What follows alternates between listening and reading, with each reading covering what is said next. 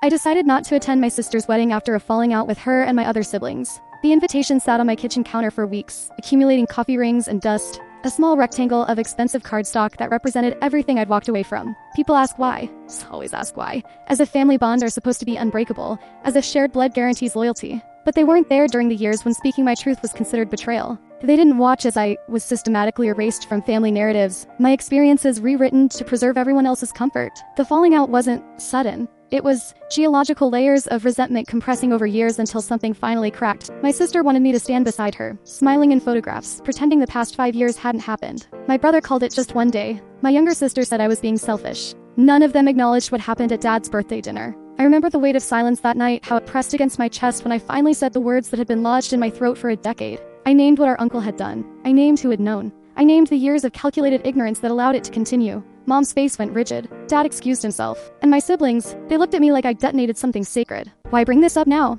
My sister had whispered, her voice sharp with something between fear and fury. Why ruin everything? As if I had ruined it. As if naming the wound was worse than inflicting it. The months that followed were a masterclass in family mythology. I became the troubled one, the dramatic one, the one who couldn't let things go. My uncle remained welcome at gatherings. I received silence, then occasional texts suggesting therapy, as if healing meant learning to swallow poison more gracefully. So when the wedding invitation arrived, beautiful and impersonal, I understood what it represented. A test. An ultimatum wrapped in ivory paper. Show up and prove you've moved past your issues. Smile for the camera. Let everyone believe we're whole. I couldn't do it. The morning of her wedding, I drove instead to the coast. I needed the water, needed the vastness of something that wouldn't demand I make myself smaller. I walked for hours, feeling the wind strip away the guilt they'd layered onto me. The salt air burned my lungs in a way that felt like cleansing. My phone buzzed constantly. I didn't look. At sunset, I finally checked the messages. 17 missed calls. A voicemail from Mom, her voice trembling with that particular rage disguised as disappointment. 3 texts from my brother calling me selfish, unforgivable, and one from my younger sister, the only one who had ever wavered, ever seemed to see me as more than inconvenient.